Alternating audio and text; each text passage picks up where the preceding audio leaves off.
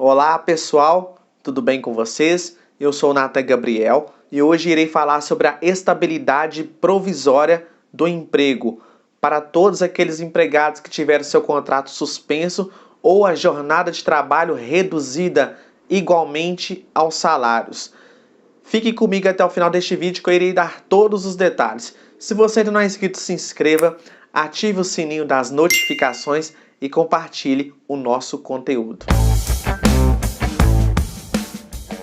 Para vocês que estão chegando aqui agora no nosso canal, eu sempre abordo dicas trabalhistas e temas trabalhistas justamente para manter todos os empregados bem informados, bem amparados pelos direitos trabalhistas e para todos os empresários amparados também quanto à aplicação do direito do trabalho.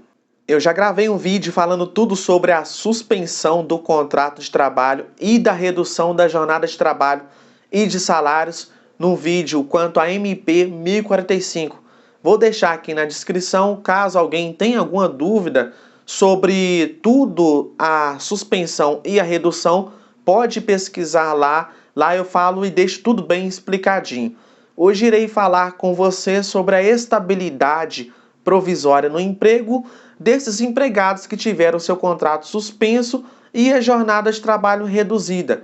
Só para resumir, no programa do benefício da manutenção do emprego e da renda dos empregados com essa nova rodada de 2021, também aplica a regra do que aconteceu em 2020, quanto à estabilidade provisória do emprego. Essa medida provisória, que vale por 120 dias, o empregado que tiver no gozo da suspensão ou da redução da jornada de trabalho e de salários, na MP, também 1045, no artigo 10, fala que é devido a esses empregados a estabilidade provisória.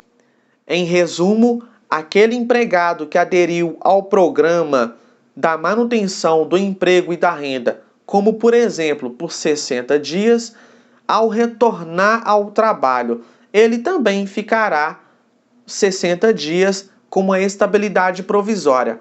Mas se porventura o empregador, mesmo no período de estabilidade, demitir aquele funcionário sem justa causa, o empregador pagará a ele a indenização que veremos mais à frente. Nesse sentido, na suspensão do contrato de trabalho, se lhe é aplicado 60 dias de suspensão, no retorno ele terá aí 60 dias também de estabilidade provisória.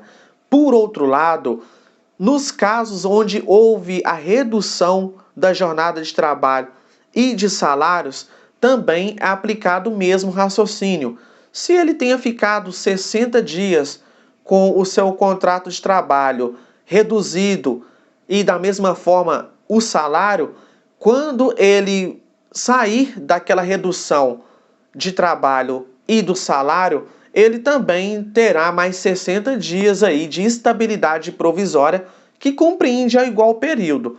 Se porventura, ao término da medida provisória, não for prorrogada e o empregado ali voltar ao trabalho no tempo integral, o que vai acontecer? Ele também terá os 120 dias de estabilidade provisória. E da mesma forma, se ele for demitido, o empregador também pagará a ele uma indenização, a qual veremos aí a seguir. Vamos falar da demissão sem justa causa, aquela que o empregado não deu causa, onde o empregador ele tem aí o poder de demitir o empregado. Então, ele mesmo no período estabilitário, o empregador ciente, ele demite aquele funcionário sem justa causa. Nesse caso, vamos colocar que o empregado está com seu contrato reduzido a 25%. Nesse caso, o empregador pagará àquele empregado o valor de 50% do salário que aquele empregado iria receber do seu período estabilitário trabalhando na empresa.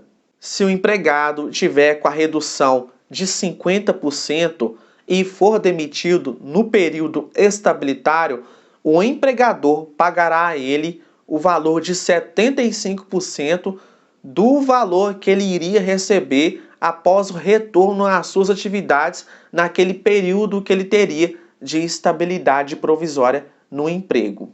E por fim, para aqueles empregados que tiveram a sua jornada de trabalho reduzida em 70%, igualmente aos salários, da mesma forma vale também para aqueles que tiveram seu contrato suspenso, estes receberá, se porventura for demitido no seu período estabilitário, o valor de 100% do salário a qual ele teria direito ali no seu período estabilitário.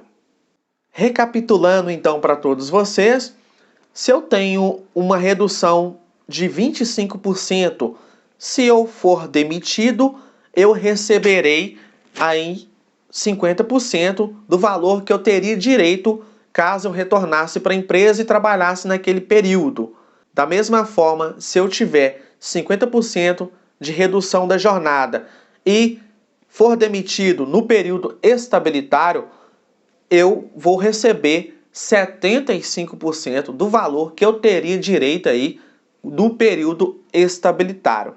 E por fim, para aqueles empregados que tiveram a sua redução da jornada de trabalho por 70%, ou também vale para aqueles empregados que tiveram o seu contrato suspenso, se caso houver a demissão, terá aí o valor de 100% do que ele teria direito se porventura estivesse trabalhando no seu período estabilitário. E o período estabilitário compreende ao mesmo aquele aplicado do benefício emergencial para manutenção do emprego e da renda. A única exceção daqueles empregados que perderá a sua estabilidade provisória é no caso da demissão por justa causa. Essa demissão é quando o empregado ele dá ensejo, ele dá a causa à sua demissão. Seria nos casos de falta grave do empregado. Eu já gravei um vídeo também falando das faltas graves. Vou deixar aqui no link para que vocês possam ter acesso e saber quais as faltas graves que o empregado pode cometer para dar ensejo aí à demissão por justa causa. Havendo essa demissão, o empregado perderá aí o direito da sua estabilidade provisória e o empregador poderá demiti-lo por justa causa sem que ele tenha direito às suas verbas e, além disso, também a sua indenização pelo período estabilitário.